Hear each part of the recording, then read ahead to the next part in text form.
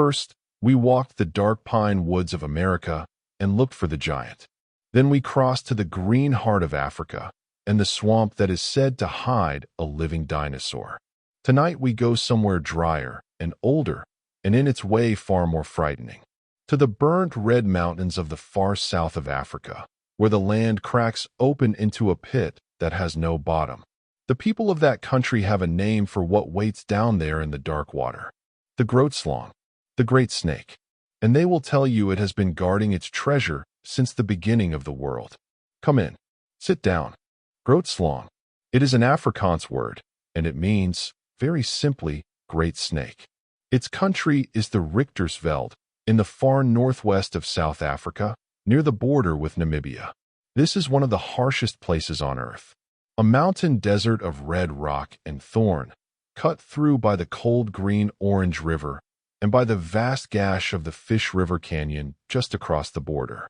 It is empty, and it is old, and much of it is barely mapped even now. If you wanted to hide something enormous, you could not choose better ground. The legend of what it is begins at the very start of things. The story goes that when the gods were making the animals, they made one creature too well. They gave it the size and the strength of the elephant, and the cunning and the cold patience of the serpent, and when it was done they saw that they had made something too powerful to be allowed. So they split it in two. They made the elephants, and they made the snakes, and they thought that was the end of it.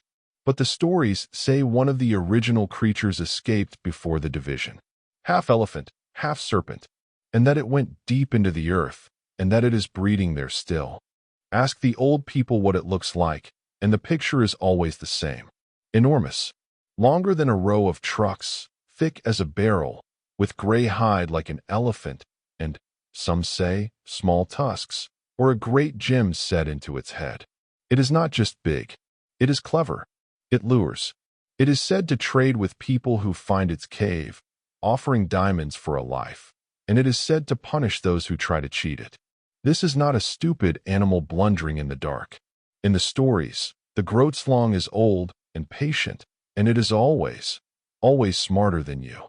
And it has a lair. Deep in the Richtersveld is a real place, a cave the locals call the Wonder Hole or the Bottomless Pit. A dark opening in the mountains that is said to run down to a flooded chamber far below, and from there, they say, all the way to the sea. This, the legend insists, is the Grootslang's treasure house. A cavern piled with diamonds it has gathered over uncounted years. The Cave of Diamonds. And that single detail, treasure in the dark, guarded by a monster, is the hook that this whole story hangs from. Because in that part of the world, the diamonds are real. For generations, this was simply knowledge. You did not swim in the deep green pools of the river. You did not go too far into the Wonder Hole. Elders warned the young that something in the deep water would take a person, a cow, a whole boat, and pull it down and not let go. Not out of hunger, exactly. Out of ownership. The river and the pit belonged to the great snake, and you were a trespasser. For a long time no outsider was listening. And then an outsider went looking, and the legend got the story it needed. In 1917, an Englishman named Peter Grayson went into the Richtersveld.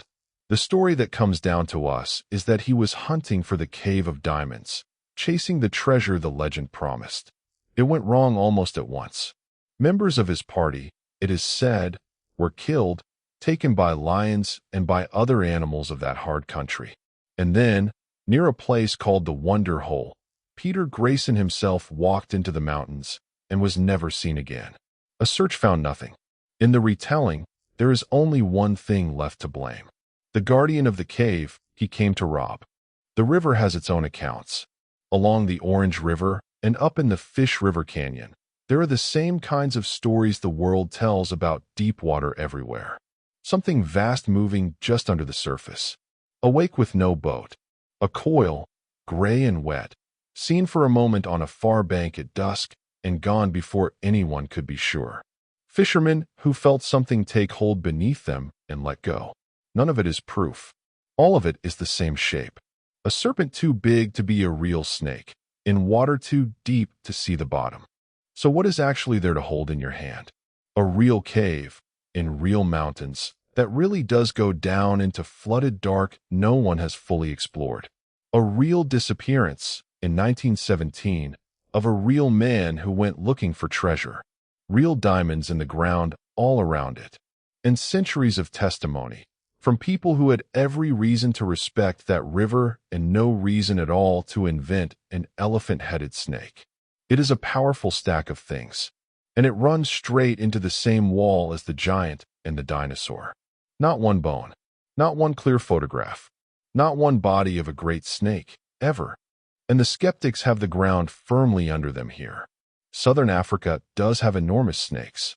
The African rock python can grow beyond 5, even 6 meters, long enough and strong enough to take a small antelope, or a child, and in dark water, seen in fear, to look like something far larger.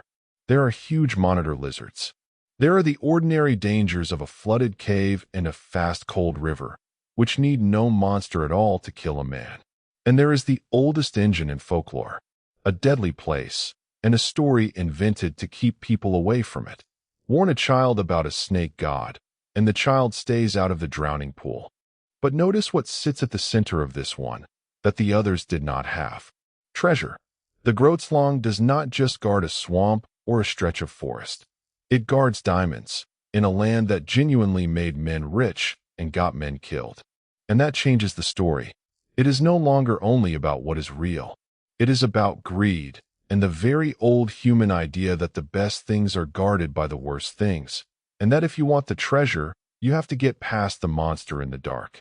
Peter Grayson, whatever truly happened to him, walked into the mountains chasing exactly that. So the legend holds, because the country holds it up. The Richtersveld really is that vast and that empty. The wonder hole really does drop away into black water that no one has mapped to the bottom. The diamonds really are down there in the ground. And when a place is that old, and that harsh, and that rich, and that willing to swallow the people who go into it, a great snake in the deep is not a childish thing to believe. It is almost a reasonable way to explain a land that keeps taking and never gives its dead back. So where does it leave us? Here, by the fire. The same place as the footprint in the wood and the neck in the swamp. The evidence points one way. No body, no bones, no photograph, and honest, ordinary dangers more than enough to explain the deaths. And yet, the pit is real. The dark water at the bottom of it is real. And somewhere in the Red Mountains tonight, there is a cave that the local people still will not enter because they know who it belongs to. First the pines, then the swamp, now the deep places under the ground.